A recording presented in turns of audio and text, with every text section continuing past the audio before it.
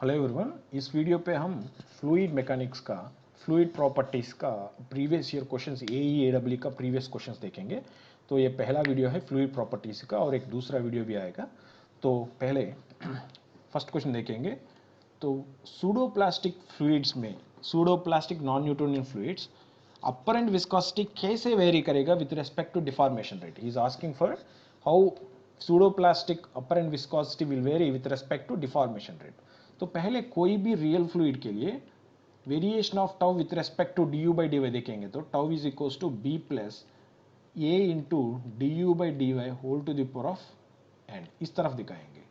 अगर ए सूडोप्लास्टिक के लिए देखेंगे तो b इज इक्वल्स टू 0 होगा और n इज लेस देन 1। इसका मतलब सूडोप्लास्टिक फ्लूइड्स के लिए tau is equals to a into d you by D y whole to the power of n आएगा, ये n लेस देन 1 होगा। अगर और यहाँ पर अपरेंट विस्कोसिटी पूछ रहा है, अपरेंट विस्कोसिटी का मतलब D tau divided by derivative of D you by D Y, how it varies with respect to D theta by D T. अब ये पहले ये पता होना चाहिए D theta by D T मतलब deformation rate. So D theta by D T is equals to D you by D Y. ठीक है, D theta by D T मतलब डिफॉर्मेशन रेट और shear strain gradient, shear strain rate, deformation rate बोल सकता है, shear strain rate बोल सकता है। ये D you by D Y को इक्वल होगा। ये रिलेशनशिप हम थियोरेटिकल पार्ट में निकालेंगे। D you by D Y मतलब वेलोसिटी ग्रेडियंट है, वेलोसिटी ग्रेडियंट है। तो D you by D Y और D theta by D T equal है। अगर D tau divided by D you by D Y, इसका मतलब है अपरेंट विस्कोसिटी। तो ए कैसे वेरी करेगा with respect to D theta by D T, deformation rate और D you by D Y velocity gradient, दोनों में एक ही है। तो ये इक्वेशन से हम इतना इजीली बता नहीं सकते। तो D U D T by D, इसको बताने के लिए पहले हम एक उसका रिलेशनशिप देखना पड़ेगा ग्राफिकली। यहाँ पर D theta by D T और D you by D Y, पहले न्यूटोनियन फ्लूइड का ऐसा आएगा, वो लीनियर करवाएगा किसका, न्यूटोनियन फ्लूइड का। तो सूडोप्लास्टिक का देखेंगे तो ऐसा आएगा, सूडोप्लास्टिक का ये करवाएगा सूडोप्लास्टिक का। ओके, ये क्या रिप्रेजेंट कर रहा है, D T divided by D you by D Y. It's a slope of this curve. इस कर्व का स्लोप क्या आएगा, slope of this curve represent what, apparent viscosity. कैसे बता सकते हैं, ये डी टाउ मतलब ये वाई एक्सिस पे टाउ है, एक्स एक्सिस पे D theta by D T और D you by D Y है। तो D Y by D X, it is in the form of D Y by D X. D Y by D X is nothing but slope of that curve. So tau और D you by D Y curve का relationship का curve जो होगा उसका slope क्या represent करेगा, हमको apparent viscosity represent करेगा। तो यहाँ पर स्लोप कैसे वेरी कर रहा है with respect to D you by D Y और D theta by D T. तो स्लोप कैसे हो रहा है, यहाँ पर तो स्लोप मैक्सिमम है, यहाँ पर तो स्लोप कम है, मतलब स्लोप डिक्रीज हो रहा है, ये डिक्रीजिंग स्लोप कर्व है। तो D theta by D T के हिसाब से मतलब with respect to deformation rate apparent viscosity कैसे होगा, कम होगा, क्योंकि slope of this curve is decreasing. तो नॉन न्यूटोनियन फ्लूइड में apparent viscosity decreases with deformation rate, decreases with deformation rate. ठीक है, ये ऑप्शन बी होगा। Next, which of the fluid has highest compressibility. Highest compressibility मतलब if you apply DP, particular quantity of pressure apply करेगा तो कितना volume change होगा, मतलब ज्यादा वॉल्यूम चेंज करेगा तो ज्यादा कंप्रेसिबल है। अगर ज्यादा वॉल्यूम कंप्रेस नहीं हो रहा है, मतलब थोड़ा कम वॉल्यूम डिक्रीज हो रहा है, मतलब इट्स लेस कंप्रेसिबिलिटी। अगर बल्क मॉड्यूलस का रिलेशनशिप देखे dp divided by dv by v, 1 by k is nothing but compressibility, c is equals to dv divided by dp into v, इसका रिलेशनशिप है। मतलब compressibility is directly proportional to velocity change, volume change. ज्यादा volume compress हो रहा है मतलब मोर compressible है। अगर लिक्विड और गैसेस का कंप्रेस करेंगे तो लिक्विड और गैसेस में कंप्रेस करेगा तो gases are more compressible when it compared with liquid. क्यों, मॉलिक्यूल के बीच में लिक्विड्स में जो गैप है वो कम होता है when it compared with gases. Gases में मॉलिक्यूल्स के बीच में बहुत ज़्यादा गैप है, व्हेन वी अप्लाई प्रेशर, जब प्रेशर अप्लाई करेंगे उसका बीच का जो गैप्स है वो कम होगा, मतलब ज़्यादा वॉल्यूम कम हो जाएगा इन केस ऑफ गैसेस। तो गैसेस मोर कंप्रेसिबल है when it compared with liquids. So gases are more compressible when it compared with liquids। तो यहां पर वाटर का ऑप्शन एलिमिनेट कर सकते हैं। तो पहले वाटर का एलिमिनेट करेंगे, इसके बाद ये किया गया gas at 1 atmospheric pressure, gas at 5 atmospheric pressure. अगर इस दोनों को कंपेयर करेंगे, मान लो मेरे पास एक गैस है which is having 1 atmospheric pressure, already it was applied 1 atmospheric pressure इस पे अप्लाई किया था, ठीक है। तो और दूसरा एक वही गैस है उस पे 5 एटमॉस्फेरिक प्रेशर अप्लाई किया था, ठीक है, 5 एटमॉस्फेरिक प्रेशर ऑलरेडी अप्लाई किया था इस पे। तो अगर 1 एटमॉस्फेरिक प्रेशर अप्लाई किया तो इसमें थोड़ा डेंसिफाई हो जाएगा, मतलब उसका गैप्स थोड़ा कम हो जाएगा। अगर 5 एटमॉस्फेरिक प्रेशर अप्लाई किया तो उसके वॉइड्स ज़्यादा कम हो जाएगा, मतलब it's more densified in the sense gaps पूरा निकाल दिया होगा, पूरा नहीं, ज़्यादा से ज़्यादा उसका गैप्स जो होगा गैसेस मॉलिक्यूल्स के बीच में वो गैप्स निकाल दिया होगा, क्योंकि 5 एटमॉस्फेरिक प्रेशर ऑलरेडी अप्लाई किया था। तो ये अगर 1 एटमॉस्फेरिक प्रेशर अप्लाई किया हुआ गैस से कंपेयर करेगा तो इसमें लेस गैप्स होगा when it compared with 1 atmospheric pressure applied gas, when it compared with 1 atmospheric pressure gas. तो इसमें ज्यादा गैप्स होगा when it compared with 5 atmospheric pressure.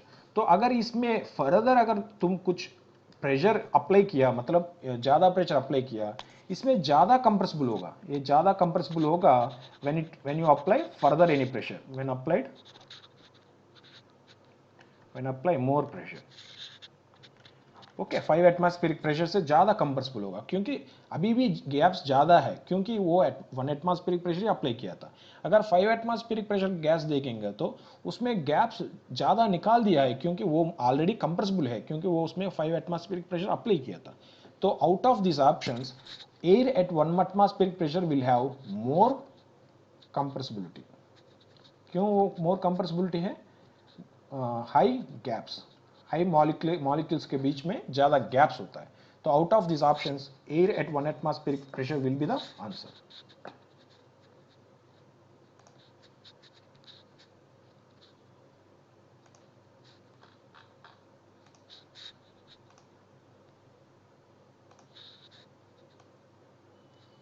Next question,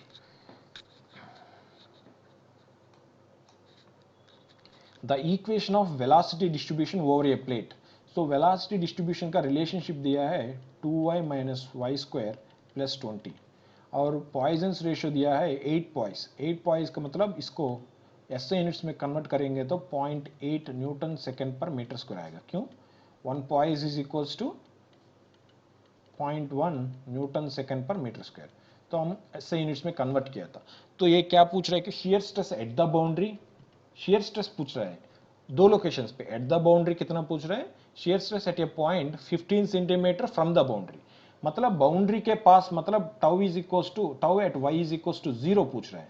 boundary का मतलब बाउंड्री से ही y का डायरेक्शन, y का मेजरमेंट करेंगे। तो tau at y is equals to 0 कितना पूछ रहे हैं? Tau at y is equals to 0.15 meters में कन्वर्ट किया था, कितना पूछ रहे हैं?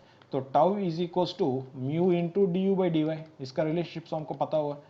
तो tau is equals to mu into derivation of velocity with respect to y कैसा आएगा?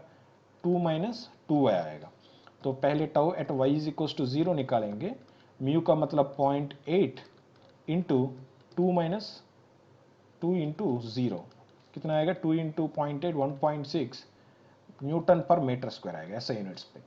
वही tau at y is equals to 0.15 निकालेंगे तो 0.8 into 2 minus 2 into 0.15 which you will get 1.7 into 0.8 you will get 1.36 Newton per metre square. ये तो answers है।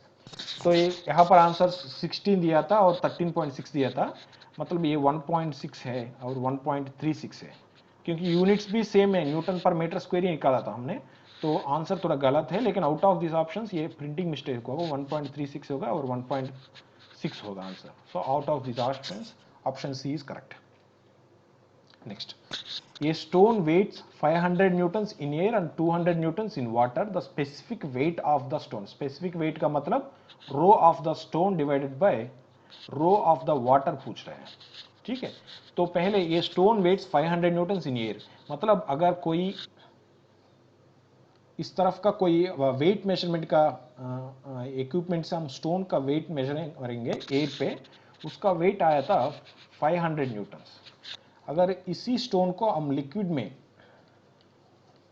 इसी stone को अगर हम लिक्विड में सबमर्ज करके, लिक्विड में सबमर्ज करके उसका वेट निकालेंगे तो यहां पर आया था कितना, 200 न्यूटन्स आया था. क्यों 200 न्यूटन्स आया था? ये फ्लूइड इसके ऊपर बॉयंसी फोर्स अप्लाई करेगा, बॉयंसी फोर्स तो अप्लाई करेगा. तो ये बॉयंट फोर्स के रीजन से in water the weight has come down to 200 newtons. तो अगर फ्लूइड के अंदर इसका फोर्सेस निकालेंगे तो फर्स्ट यहाँ पर तो वेट नीचे आएगा, कितना वेट मतलब 500 न्यूटन्स. इसके ऊपर फोर्स ऑफ बॉयंसी एक्ट करेगा एफ बी. तो हमको तो पता नहीं कितना फोर्स ऑफ बॉयंसी है, इस पे उसको निकालना पड़ेगा. तो W minus F B is equals to कितना आया था रीडिंग वहां पर लिक्विड पे, 200 न्यूटन्स आया था. ठीक है, तो W का मतलब कितना है 500 minus force of buoyancy is equals to 200. तो अब फोर्स ऑफ बॉयंसी कैसे निकालेंगे? Force of buoyancy is equal to weight of the liquid displaced by the stone. तो वेट ऑफ द लिक्विड कितना डिस्प्लेस किया था, ठीक है, यहां पर निकालेंगे force of buoyancy is equals to weight of liquid displaced by the one. तो that is volume of stone into rho W into जी. क्यों वॉल्यूम ऑफ स्टोन पूरा क्यों लिखा था, पूरा सबमर्ज्ड है इसके अंदर, तो पूरा वॉल्यूम ऑफ स्टोन निकालेंगे. तो volume of the stone into rho W into g निकालेंगे. तो ठीक है, अब यहां पर weight is equals to 200 newtons आया था, तो weight is equals to 500 newtons. Weight is nothing but m into g is equals to 500 newtons. तो यहां पर वॉल्यूम का निकालेंगे, that is volume of stone into rho of stone into g is equals to 500. तो volume of stone कितना आया था 500 divided by रो जी. तो यहां पर सब्स्टिट्यूट करेंगे, वॉल्यूम ऑफ स्टोन कितना आया था 500 divided by rho of stone into g into rho of W into g. G cancel हो गया था, तो 500 divided by rho of stone divided by rho of water कितना आएगा 500 divided by g, specific gravity आया था. तो यहां पर ये लेके हम यहां पर सब्स्टिट्यूट करेंगे, कितना आया था 500 माइनस फोर्स ऑफ बॉयंसी कितना 500 by g is equals to 200. Solve करेंगे तो 1.666 कितना आएगा, इससे ऐसा आएगा, तो राउंड इट ऑफ टू 1.67. ठीक है, so this is the answer. यहां पर फोर्स ऑफ बॉयंसी का कॉन्सेप्ट आया था. ठीक है, the ratio of kinematic viscosity to dynamic viscosity कितना पूछ रहे हैं. पहले तो kinematic viscosity is equals to dynamic viscosity divided by density of that fluid. तो यहां पर क्या पूछ रहा है, density is equals to nu by nu. तो यहां पर पूछ रहा है कि kinematic viscosity to dynamic viscosity which is nothing but 1 by density. 1 by density is nothing but specific volume. ठीक है, स्पेसिफिक वॉल्यूम मतलब volume of the fluid per unit mass. Volume of the fluid per unit mass को हम specific volume कहेंगे, नहीं तो it's 1 by density. 1 by density को क्या निकालेंगे, क्या लिखेंगे, specific volume which is nothing but volume of the fluid per unit mass को हम स्पेसिफिक वॉल्यूम डिफाइन करेंगे. तो यहां पर ऑप्शन है स्पेसिफिक वॉल्यूम. तो डायमेंशन ऑफ काइनेमेटिक विस्कोसिटी, तो डायमेंशन निकालेंगे में तो पहले यूनिट्स को भी यूज कर सकते हैं, that is metre square per second is the unit of kinematic viscosity. So metre square का मतलब length, length square divided by per second मतलब time, that is L square T to the power of -1 is the dimension of this kinematic viscosity. ठीक है, अब dynamic viscosity को कैसे निकालेंगे. Dynamic viscosity का मतलब newton second per metre square. Newton का मतलब KG into metre per second square into second divided by metre square. क्या आया था KG divided by second metre which is nothing but KG का मतलब मास है, सेकेंड मतलब एल है, ऊपर आएगा तो माइनस आएगा, एम का मतलब मीटर है तो टी पावर -1 आएगा. तो this is the dimension of क्या है डायनेमिक विस्कोसिटी का. तो ये और एक तरीके से भी निकाल सकते हैं, मतलब रिलेशनशिप से भी निकाल सकते हैं, tau is equals to mu into d you by D y, इससे भी निकाल सकता है। टाउ का मतलब शेयर स्ट्रेस है which is nothing but newton per metre square, mu हमको पता करना है अभी। यू डी यू मतलब change in velocity which is nothing but metre by second divided by d Y मतलब डिस्टेंस है विच इज मतलब मीटर्स में लिखेंगे। कितना आया था, mu is equals to newton second per metre square. तो यहां से फिर से ये निकाल सकता है। तो मतलब डायमेंशनल निकालना है तो पहले एक यूनिट से निकाल सकता है, नहीं तो कोई भी रिलेशनशिप उठा के, मतलब tau is equals to mu into d by d by, ये तो रिलेशनशिप है, इससे भी निकाल सकता है। ठीक है, तो dimension of kinematic viscosity L square T power -1, और डायनेमिक विस्कोसिटी का पूछेंगे तो ये निकालना है m into L to the power of -1 T to the power of -1। Next, a barometer is given location. ये बैरोमीटर से क्या क्या निकालते हैं हम, बैरोमीटर से एटमॉस्फेरिक प्रेशर निकालते हैं, मोर एक्यूरेटली लोकल एटमॉस्फेरिक प्रेशर निकालते हैं। लोकल एटमॉस्फेरिक प्रेशर मतलब जहां पर हमको एटमॉस्फेरिक प्रेशर निकालना है वहां पर क्या करेंगे, एक इन्वर्टेड ट्यूब का ऐसे ऐसे करेंगे, इन्वर्टेड ट्यूब से ऐसे करेगा तो यहाँ पर तो क्या आएगा, वैक्यूम क्रिएट होगा, तो यहाँ पर तो पी एटमॉस्फेरिक प्रेशर आएगा ना, तो ये लिक्विड कुछ हाइट रेज करेगा, ये हाइट मेजर करके हम एटमॉस्फेरिक प्रेशर निकालता है, इसका हाइट मेजर करके एटमॉस्फेरिक प्रेशर निकालता है। मतलब यहाँ पर जो एटमॉस्फेरिक प्रेशर एक्ट हो रहा है उसके हिसाब से रीडिंग आएगा, मतलब ये तो मेजर करेगा कि लोकल एटमॉस्फेरिक प्रेशर मेजर करेगा, ये तो स्टैंडर्ड एटमॉस्फेरिक प्रेशर नहीं निकालेगा, तो ये लोकल एटमॉस्फेरिक प्रेशर निकालेगा। ये इक्विपमेंट जहां लेके जाएगा, जहां पर हम ये इक्विपमेंट से हम करेंगे, ये टेस्ट करेंगे, वहां का एटमॉस्फेरिक प्रेशर निकालेगा, मतलब लोकल एटमॉस्फेरिक प्रेशर का निकालेगा। तो वो लोकल एटमॉस्फेरिक प्रेशर भी with respect to time change होगा, क्योंकि ये एटमॉस्फेरिक प्रेशर वेदर कंडीशंस पे भी डिपेंड करेगा, मतलब अगर ह्यूमिडिटी ज़्यादा है और मॉइस्चर कंटेंट ज़्यादा है उसके हिसाब से एटमॉस्फेरिक प्रेशर चेंज होगा। मतलब we measure local atmospheric pressure by using barometer which may change with respect to time, so out of given options a barometer always shows the local atmospheric pressure which may change with the time. Option B is correct. Next, a Mohr circle is drawn for a fluid element inside a fluid at body at rest. अगर एक container का अगर हम लेंगे fluid at rest का, अगर ये कोई भी पॉइंट का अगर स्ट्रेस कंडीशन निकालेंगे फ्लूइड एट रेस्ट कंडीशन का, उसका स्ट्रेस कंडीशन ऐसा आएगा, पी प्रेशर आएगा, इस डायरेक्शन में भी पी प्रेशर एक्ट होगा। इसको हम क्या करेंगे, हाइड्रोस्टैटिक स्ट्रेस कंडीशन बोलेंगे, हाइड्रोस्टैटिक स्ट्रेस कंडीशन बोलेंगे। हाइड्रोस्टैटिक स्ट्रेस कंडीशन का मतलब थ्री डायरेक्शंस में कंप्रेसिव स्ट्रेस आएगा, वो भी इक्वल क्वांटिटी पे आएगा, वो भी equal quantity of compressive stress act करेगा, इसको हम हाइड्रोस्टैटिक स्ट्रेस कंडीशन बोलेंगे। हाइड्रोस्टैटिक स्ट्रेस कंडीशन वो स्ट्रेंथ ऑफ मटेरियल्स पे भी इंपॉर्टेंट है, इसको हाइड्रोस्टैटिक स्ट्रेस कंडीशन बोलेंगे।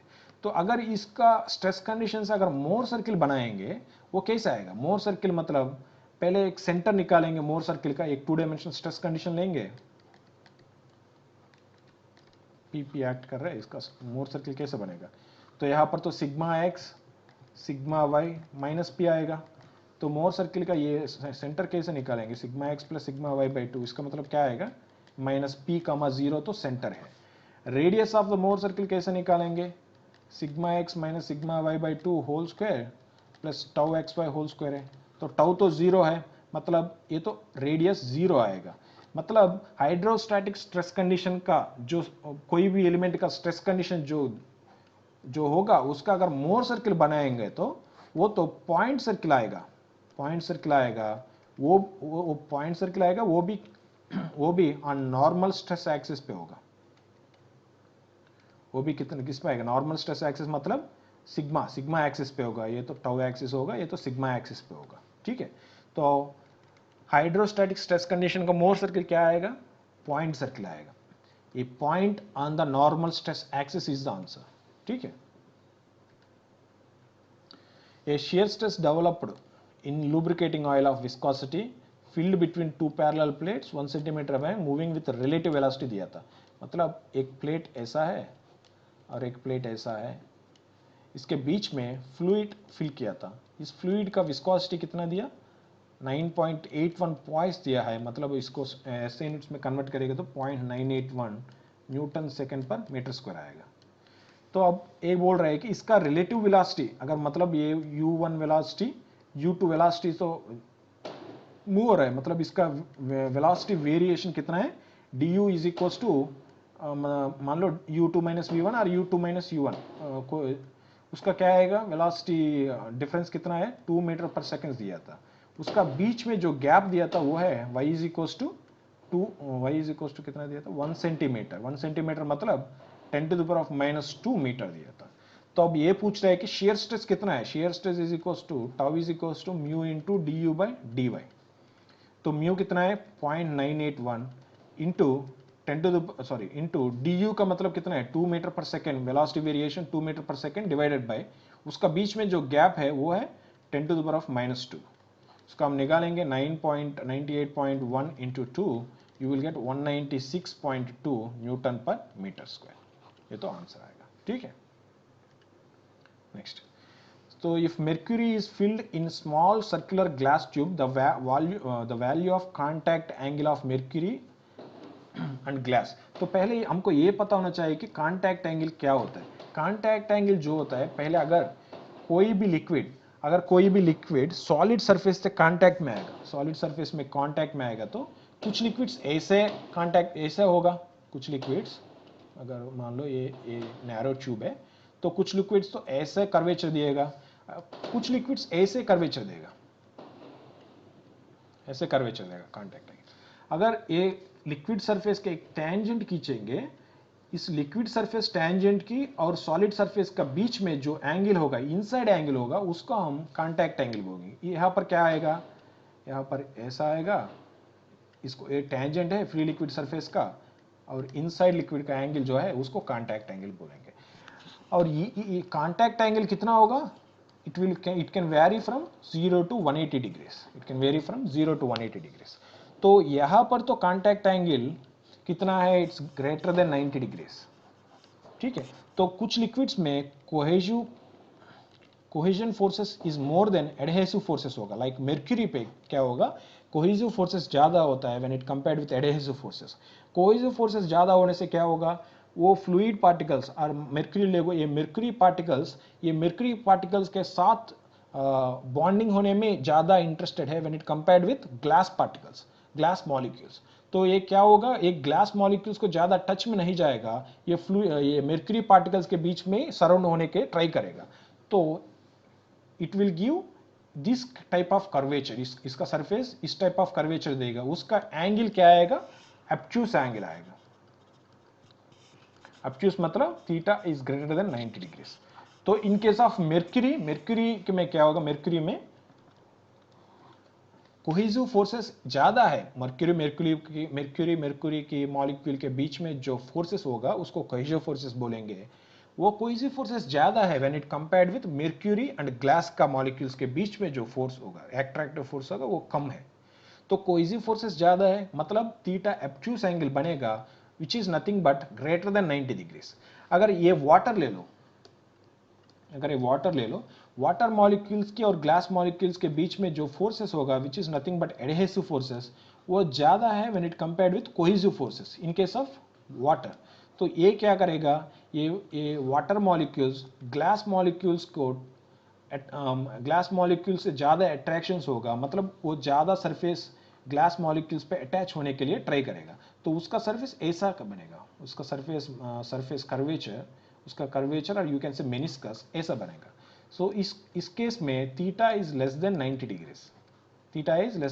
डिग्रीज, विच यू कैन से इट एक्यूट एंगल बनेगा, ठीक है। अगर ये मेर्क्यूरी के प्लेस में वाटर होगा तो it will be less than 90 degrees, as mercury having more cohesive attraction forces when it compared with water, it will be 90 degrees, so it will be greater than 90 degrees। out of given options it is 130 degrees, ठीक है। तो ये इसको आपको याद करना पड़ेगा, मेर्क्यूरी air interface में कितना कांटेक्ट एंगल होगा, मेर्क्यूरी ग्लास और एयर के इंटरफेस में कितना कांटेक्ट एंगल होगा, मतलब 130 डिग्रीज कांटेक्ट होगा, ठीक है। अगर वाटर का पूछेगा तो it will be less than 90 degrees, ठीक है। तो इसका क्या पूछ रहे हैं next question, with respect to following reference to fluid property कौन सा स्टेटमेंट करेक्ट है। सो कौन सा स्टेटमेंट करेक्ट है, मतलब कैपिलैरिटी और सरफेस टेंशन किसके वजह से आएगा। तो अगर सरफेस टेंशन देखेंगे, surface tension is mainly due to cohesion, ठीक है। अगर कैपिलैरिटी प्रॉपर्टी देखेंगे, capillarity is due to both cohesion and attraction, cohesion and adhesion. क्यों, कुछ लोग बोलते हैं कि कैपिलरी एक्शंस में, कैपिलरी राइज में एडहेशन प्रॉपर्टी एक्ट करेगा और कैपिलरी फॉल में कोहेजन प्रॉपर्टी एक्ट करेगा, वो तो रॉन्ग है। Let's take capillary rise example. अब मान लो ये कोई वाटर है, अगर एक बैरोमीटर जैसे एक टेस्ट ट्यूब ऐसे निकाला था, तो इसमें क्या होगा, फ्लूइड प्रॉपर्टी ऐसा राइज होगा, फ्लूइड क्या होगा, ऐसा राइज होगा। क्यों राइज होगा, इसमें एडेहेशन ज़्यादा है when it compared with cohesion. Adhesion ज़्यादा मतलब ये वाटर मॉलिक्यूल ग्लास मॉलिक्यूल से ज़्यादा अट्रैक्ट होगा, मतलब उसको ज़्यादा सरफेस पे चिपक जाएगा। तो ये वेट ऑफ लिक्विड को, इसका बीच में जो अट्रैक्टिव फोर्स होगा, मतलब ये ग्लास का और ये लिक्विड पार्टिकल्स का जो अट्रैक्टिव फोर्स होगा, वो उसको ऊपर पुश करेगा, पुल करेगा, ठीक है। जहां तक पुल करेगा कि इसका वेट को जितना रेसिस्ट करेगा उतना तक पुल करेगा। अगर इसको डिटेल में देखें, इसका कर्वेचर ऐसा बनेगा। तो यहाँ पर जो पार्टिकल है, वाटर पार्टिकल, ये ग्लास पार्टिकल से एडहेसिव फोर्स निकालेंगे, एडहेसिव फोर्स निकालेगा। और यहाँ पर जो लिक्विड मॉलिक्यूल्स होगा, यू कैन से वाटर मॉलिक्यूल्स, इसका बीच में जो फोर्स होगा वो कोहेसिव है, कोहेसिव फोर्सेस है। तो बोथ एडहेशन एंड कोहेसिव होगा, तभी तो कैपिलरी राइज हो रहा है, ठीक है। तो same implies with capillary fall also. तो for capillary action you need to have both cohesion and adhesion. For surface tension you don't have to have adhesion, ये सिर्फ कोहेजन के कारण आएगा। अगर इस पर कोई डाउट हो तो एक वीडियो अपलोड किया था, आप एक बार उसको देख लेना। तो ऑप्शन डी है, capillary is due to both cohesion and adhesion and surface tension is due to only cohesion, ठीक है। तो no slip condition at rigid boundary is applicable to. तो पहले नो स्लिप कंडीशन को समझना पड़ेगा। नो स्लिप कंडीशन मतलब अगर कोई भी फ्लूइड कोई सॉलिड से कांटेक्ट में आएगा, कोई सॉलिड बाउंड्री से कांटेक्ट में आएगा, तो उसका वेलोसिटी, उस फ्लूइड मॉलिक्यूल का वेलोसिटी और सॉलिड बाउंड्री की वेलोसिटी से मैच होगा। मतलब अगर मान लो मेरे पास एक स्टैटिक सॉलिड बाउंड्री है और यहाँ पर फ्लूइड है, यहाँ पर एक plate, it is moving with some velocity u है, ठीक है। तो यहाँ पर जो फ्लूइड होगा, यहाँ पर तो फ्लूइड मॉलिक्यूल होगा, यहाँ पर तो एक फ्लूइड पार्टिकल होगा, इसका velocity as it is in contact with this plate, इसका वेलोसिटी u आएगा due to no slip condition. यहाँ पर जो मॉलिक्यूल और पार्टिकल होगा उसका वेलोसिटी 0 होगा। क्यों, ये प्लेट फिक्स्ड बाउंड्री है, तो इसका वेलोसिटी 0 है, as it is in contact with solid boundary, इसका वेलोसिटी 0 होगा। अगर वेलोसिटी वेरिएशन देखेगा तो ऐसा आएगा, इसका वेलोसिटी u है और इसका 0 आएगा, ठीक है। तो दिस नो स्लिप कंडीशन का मतलब सॉलिड बाउंड्री पे अगर कांटेक्ट में आया फ्लूइड मॉलिक्यूल और फ्लूइड पार्टिकल, उसका वेलोसिटी वो सॉलिड बाउंड्री का वेलोसिटी से सेम होगा, उसका सॉलिड बाउंड्री के वेलोसिटी होगा, मतलब उसका साथ चलेगा, उसके बीच में स्लिप कंडीशन नो स्लिप होगा। तो ये no slip condition is due to the property of viscosity. ये नो स्लिप कंडीशन किसके प्रॉपर्टी, किसके वजह से आया था, इसका विस्कोसिटी प्रॉपर्टी से आया था। अगर किसी भी फ्लूइड का विस्कोसिटी 0 है, मतलब ये नो स्लिप कंडीशन सेटिस्फाई नहीं करेगा। तो आइडियल फ्लूइड, यहाँ गिवन ऑप्शंस पे आइडियल फ्लूइड तो ऑप्शन एलिमिनेट किया था। कैसे एलिमिनेट किया था, उसका विस्कोसिटी 0 है, विस्कोसिटी 0 मतलब उसका नो स्लिप कंडीशन सेटिस्फाई नहीं करेगा। और for flow of all real fluids, for all real fluids के लिए mu not is equal to 0 है, मतलब ये ऑप्शन करेक्ट है, ये ऑप्शन रॉन्ग है, क्योंकि म्यू 0 है। अगर न्यूटोनियन नॉन न्यूटोनियन दोगे, it will is valid for both Newtonian और नॉन न्यूटोनियन फ्लूइड। क्यों, रियल फ्लूइड में न्यूटोनियन नॉन न्यूटोनियन दोनों आएगा। तो ये ऑप्शंस भी सही है, लेकिन ओनली का मतलब रॉन्ग है, ओनली नहीं है। न्यूटोनियन के लिए भी सेटिस्फाई करेगा, नॉन न्यूटोनियन के लिए भी सेटिस्फाई करेगा। Overall for all real fluids no slip condition is valid, क्योंकि वेलोसिटी नॉन जीरो है। नेक्स्ट वन, इस क्वेश्चन में क्या पूछ रहे हैं, surface tension of mercury at normal temperature compared to that of water. तो मेर्क्यूरी की और वाटर में सरफेस टेंशन में ज़्यादा कौन किसको होगा, कम किसको होगा? अगर वैल्यूज देखेंगे sigma of water at 20 degree centigrade देखेंगे तो उसको 0.073 न्यूटन पर मीटर आएगा, और मेर्क्यूरी देखेंगे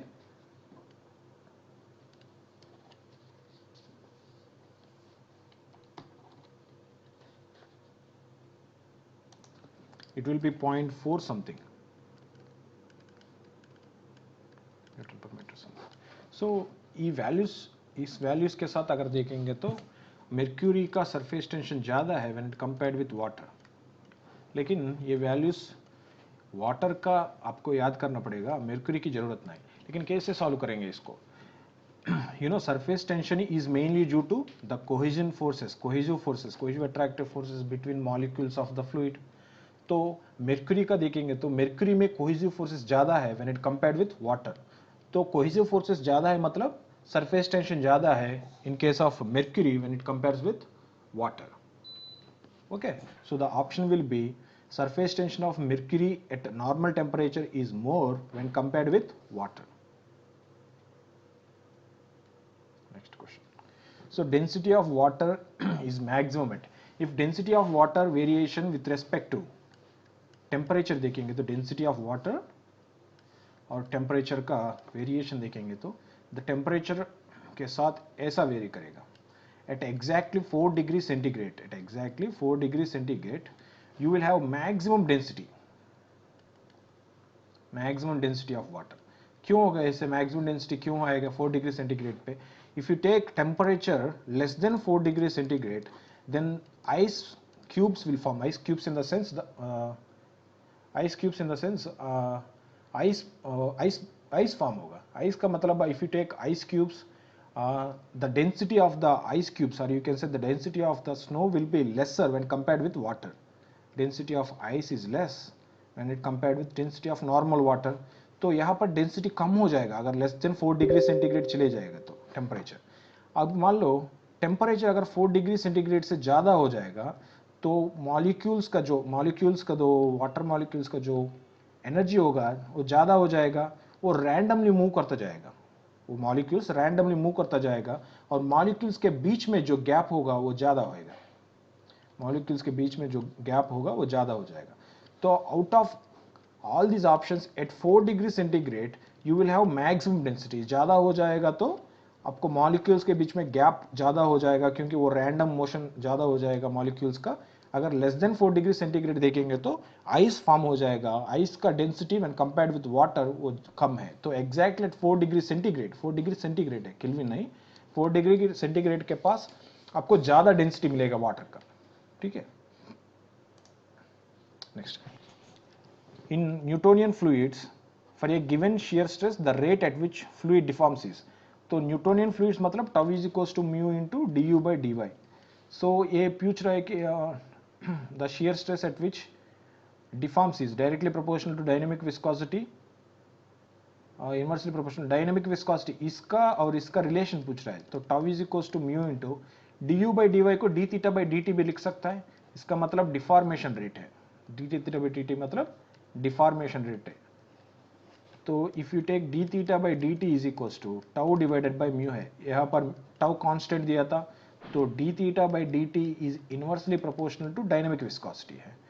तो the rate at which the fluid deforms मतलब d theta by D T is inversely proportional to dynamic viscosity है, inversely proportional to dynamic viscosity है। ठीक है, next option. The condition of no slip condition, it is valid for all real fluids, already discuss किया था। तो Pascal's law states that pressure at a point is equal in all directions only when।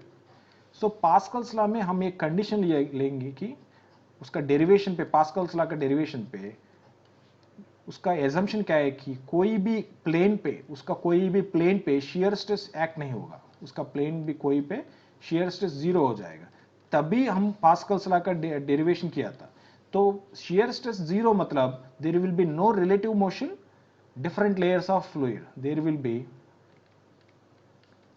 no relative motion between different layers of the fluid।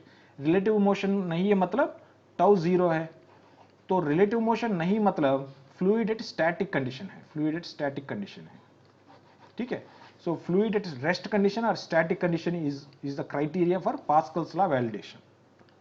Next, a solid steel sphere which is a volume of 10,000 centimeter cube है, subjected to a uniform pressure of कितना pressure apply किया था 700 into 10 to the power of 4 kg of CGS units में दिया था kg of square metre. Decrease in volume, ये pressure apply करने के कारण से जितना वॉल्यूम कम होगा वो पूछ रहा है. when 1 by k is equals to 6 into 10 to the power of minus 11. 1 by k मतलब कंप्रेसिबिलिटी है, 10 to the power minus kg of पर मीटर इनवर्स है, मीटर इनवर्स है. तो यहाँ पर 1 by k is equals to, k को कैसे लिखेंगे, compressibility is equals to minus dp divided by dv bye v. इसका मतलब 1 by k और कंप्रेसिबिलिटी इज इक्वल्स टू उसको ऊपर dv bye v into dp. तो इसको इसका अंदर वैल्यू सब्स्टिट्यूट करेंगे. 1 by k मतलब 6 into 10 to the power of minus 11 is equals to minus dv divided by v. Volume कितना है 10,000 into dp, change in pressure कितना है 700 into 10 to the power of 4. अब इसको सॉल्व करेंगे, dv will be minus of 4.2 cubic metre आएगा. Minus क्या represent कर रहा है, माइनस रिप्रेजेंट कर रहा है कि प्रेशर इंक्रीज करना है, प्रेशर इंक्रीज किया था मतलब प्रेशर बढ़ाया था, प्रेशर अप्लाई किया था तो वॉल्यूम कम हो जाएगा, वॉल्यूम कम हो जाएगा. तो चेंज इन वॉल्यूम और you can say decrease in volume will be 4.2 cubic metre. ये माइनस क्या रिप्रेजेंट करेगा, डिक्रीज इन वॉल्यूम को रिप्रेजेंट करेगा, ठीक है.